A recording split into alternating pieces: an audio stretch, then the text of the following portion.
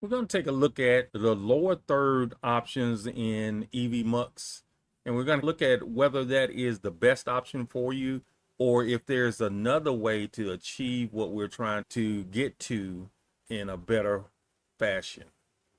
Currently over in Evmux, and we're looking at the dynamic scenes.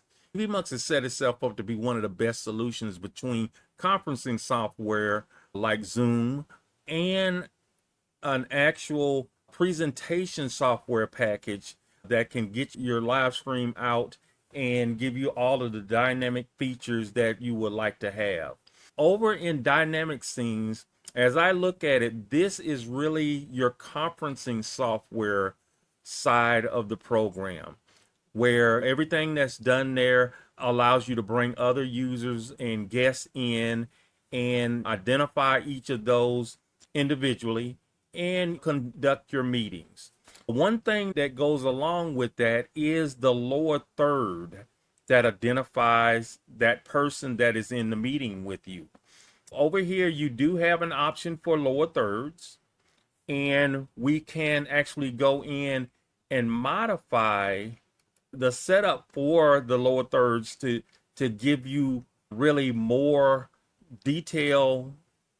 We can go in and modify the lower third and allow you to edit the format of that lower third to make it customized in a sense and show up the way that you want it to show up. One thing to keep in mind here in your dynamic scenes, anything that you change from a lower third basis is only going to be for that individual participant.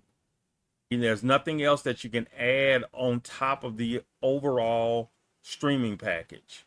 To do that, what you want to do is move on over to your pro scenes. Here I have the starting point with a pro scene, and all I have in the background is just a background image. I'm going to come down and I'm going to add myself to the scene. And just like we saw over in the dynamic scenes, we do have a lower third, and that lower third is really pinned to this individual image. If I move it around, that the lower third moves with it. If I shrink it, the lowest third, it shrinks as well, and it positions itself so that it can be seen for that particular participant. If I added other participants, they each would have their own lower third. With this scenario, there's no way to have this be anything more dynamic than just the username and their association. One thing that you can do, I can come over here to settings and go to custom lower thirds, and I can actually change the display of that lower third, how it actually looks on the screen. I can choose this one right here and exit out, and it's changed it that on that particular user, it is showing up in a different format. I can go back in again and change my lower third style. Again, I can pick another way to display that, but there is no option in here to change the actual content that's showing on here. We still have the same thing. If I was to maximize this, I would see it at the bottom where I want it. But again, I have no option to change the content that's in there. For my scenario, what I found is the better option is for me to go in, edit, lower third setting, and click it off. I don't want to use that lower third at all because it is tied to that video image. Here, I've removed the lower third from the screen. What I found is the best option for doing this is to go into add new layer and then go to animated caption. The first time I chose this option, I looked at this and this is not what I want. I didn't want a big graphic on the screen. I wanted something that was going to cover that lower third area and give me something similar to what I saw in the previous lower third setting. But what I found out is that this can be modified. You have a lot of options to modify. You can shrink it down. It covers a smaller portion of the screen, again, down in the lower third section where we want to see it. Then you can go into settings, and just like you saw before, we do have options to actually change and modify the format of it. Let's say, for example, I wanted to use this one here. I can choose that.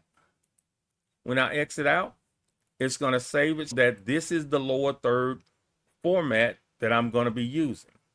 This will allow you to change the content of this as you see fit. Let's say, for example, I wanted to set up one for me and my company. I can right click on it, go to animated captions, and I can put my name in, and I can put my company name in. And then when I exit out, it's going to show that information. It has my name and it has my company name in as well. Again, we do have the ability to expand or shrink this down as need be. I can get it to where I want it to be. And then I do have the option to come in here and modify the parameters of how long it stays onto the screen. And this is something I use quite a bit. The default is for it to appear as soon as that screen comes active. And then you can control how long it stays on the screen before it's hidden. I'm going to move this out and make it 10 seconds. And then I'm going to tell it that I want it to repeat every 60 seconds. I don't want it constantly on the screen, but I want it to, again, come in immediately, stay on the screen 10 seconds, and then repeat every 60 seconds. That's my first step. I have my first animated caption, and I might change the name. Over here, I'm just going to call it D and K. That renamed it to D and K. One thing that I use quite a bit is sequencing my animated captions or my lower thirds, that I can have multiple things show up at different times during that scene. What I can do is duplicate this. Now I have another instance of that same lower third. Let's say I want to go in and modify it a little bit. It's saying the same thing. And on this second one, instead of saying D&K Audio and Tech Solutions, I wanted to say Tech Lab Studios. I have one that's D&K and then one that's Tech Lab Studio. I might want to go ahead and rename it. Then what I also want to do, I'm going to go back into the settings and I'm going to change this one. Instead of starting at the beginning, it starts after 20 seconds. And still, I want to keep it where it hides it after 10 seconds of being on the screen. And then it repeats that sequence again after 60 seconds. But this one, I want to go ahead and change the colors a little bit. I want to pick something that's closer to my branding for Tech Lab Studios. I'm going to choose that right there. And then we're going to exit out. To test and see how it goes, I'm going to go back a scene and then come back to this scene. And immediately it comes in with my name and D&K Audio and Tech Solutions. Then it's going to wait a few seconds and that graphic's going to go away. Then it's going to sit for a while, just like we told it. And then it comes in with the Darius O'Kane Tech Lab Studios. And that's going to remain on the screen. And you can repeat this as many times as you want.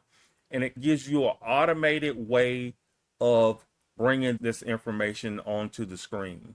For what I'm looking at, I think this is going to be a better, more robust solution for you for doing your lower thirds than using the actual lower third option within the software, again, that is tied to that video element.